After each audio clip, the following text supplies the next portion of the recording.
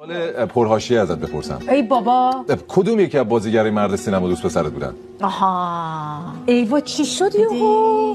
من گفتم بهت حواست باشه این دفعه واقعا میخوای بدونی؟ آره. ببین این که من نسبت به کسی که باش کار کردم احساسی داشته باشم در اون زمان که بوده.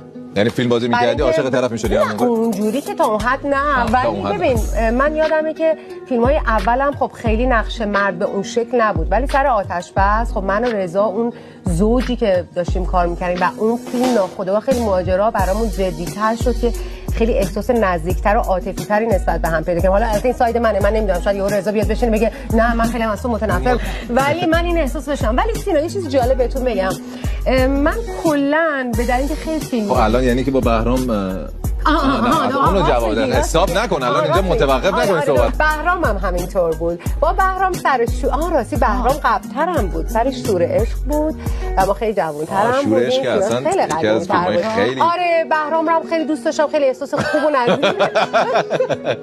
من هنوزم احساس خوب و نزدیک خیلی دوستای من همه عاشق بهرام الان پدر یک فرزند. ببین بازیگر